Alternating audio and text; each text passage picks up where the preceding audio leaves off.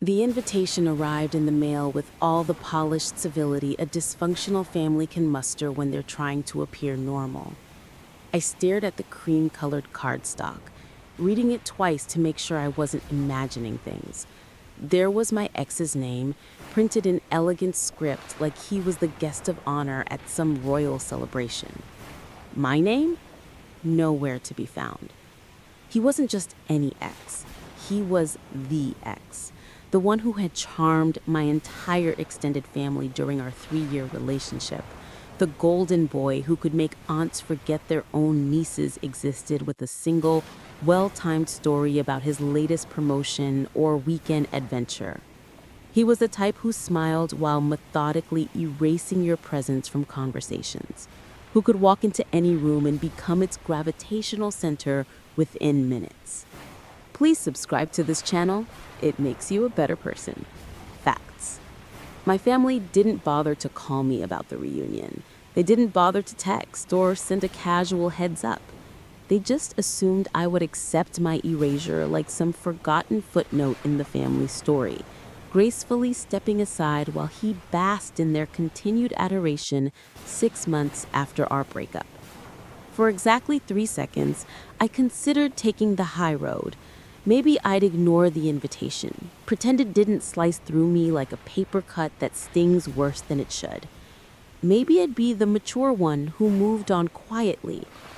Then I felt that familiar surge rising in my chest, that potent blend of disbelief and simmering determination that people mistake for weakness until it's too late. They thought I would disappear without a trace. They were catastrophically wrong. I spent the next 48 hours in full reconnaissance mode, treating this like the strategic operation it had become. No angry phone calls, no tearful confrontations with relatives. That wasn't my style, and besides, it would only make me look like the emotional ex who couldn't handle being replaced. Instead, I became a digital detective. I scrolled through every family member's social media, noting who was excited about seeing him again, who had commented with heart eye emojis on his recent posts. I screenshotted conversations where cousins joked about hoping he'd bring that famous pasta salad he'd made exactly once at a previous gathering.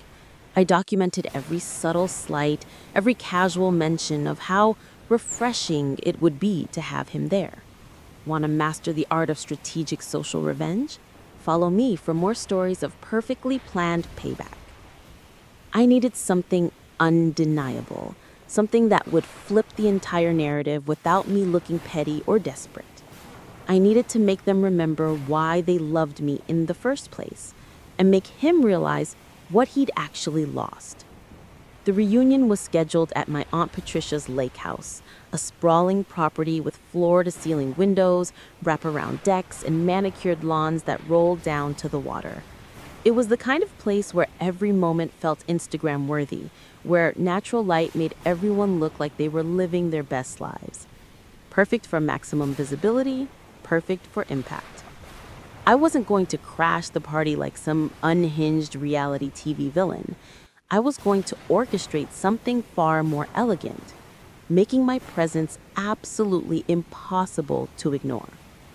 Step 1 required enlisting allies. I reached out to my closest cousins, Sarah and Mike, who had witnessed every family gathering, who knew exactly how my ex operated.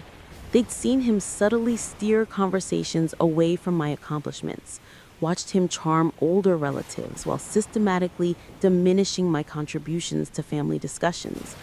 They were more than ready to help. Step 2 involved strategic social seeding. Through carefully casual conversations and private messages, I let it slip that I might make an appearance.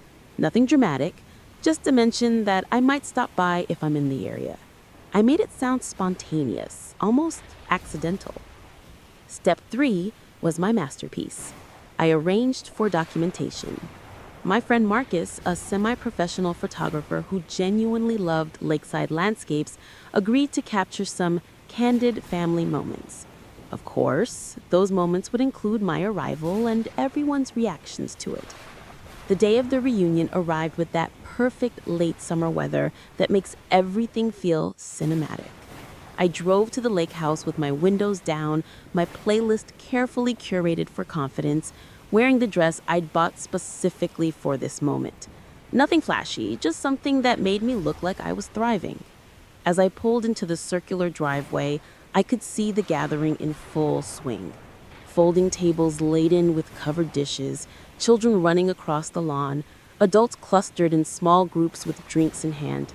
And there, holding court near the dock, was my ex, gesturing animatedly while my relatives hung on every word. I didn't storm in. I didn't make a scene. I simply walked through the side gate and onto the property like I belonged. The first person to notice me was my cousin Sarah, who immediately broke into a genuine smile and called out my name. Then Mike spotted me and waved enthusiastically. The photographer, positioned strategically on the deck, began capturing the ripple effect as heads turned and conversations paused. My ex's well-rehearsed anecdote died mid-sentence. His confident smile flickered like a candle in the wind. For the first time in months, the room's attention had shifted away from him, and he had no idea how to get it back. Enjoying this strategic takedown? Follow for more stories of perfectly executed social revenge. At lunch, the real magic happened. My cousins, perfectly briefed on the plan, began steering conversations toward my recent achievements. Sarah mentioned my commotion with genuine enthusiasm. Mike brought up my recent solo trip to Portugal, asking detailed questions that kept me talking. They were authentic stories, delivered with impeccable timing that held the room's attention. Every time my ex tried to interject with his own updates, the momentum had already shifted. His attempt at charm felt forced, desperate. He tried to one-up my travel stories with his own adventures, but the energy had changed. People were looking at me now, asking follow-up questions, genuinely interested in my life beyond his shadow. The toast came during dessert. Sarah stood with her wine glass, raised, the late afternoon sun casting golden light across the deck. Here's to everyone who continues to grow, to thrive, and to never let anyone else define their worth, she announced, her eyes meeting mine across the table. The words landed like a perfectly aimed arrow. Every phone in the vicinity came up to capture the moment. My ex's face drained of color as he realized the entire narrative had shifted beneath his feet. He couldn't charm his way out of this one. The story was no longer about him. By evening, my ex had retreated to the edges of conversations, his usual confidence replaced by obvious discomfort.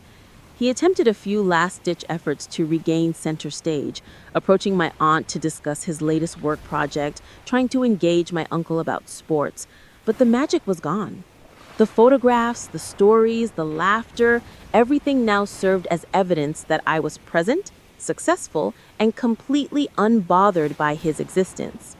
He could no longer dominate the room by default. As the sun set over the lake, he made his excuses and left early, mumbling something about an early morning meeting. I stayed for evening coffee and cake, surrounded by family members who seemed to suddenly remember why they'd loved having me around in the first place. It wasn't dramatic confrontation. It wasn't sabotage or public humiliation. It was something far more powerful. Strategic presence, perfect timing, and the quiet confidence that comes from knowing your own worth. My ex had thought excluding me would erase me from the family narrative. Instead, it made me the undeniable star of the show. Love stories of quiet victory over toxic exes? Follow me for more tales of strategic revenge and personal triumph. Sometimes the best revenge isn't anger or retaliation. Sometimes it's simply showing up as your authentic, thriving self and letting that truth speak louder than any words ever could.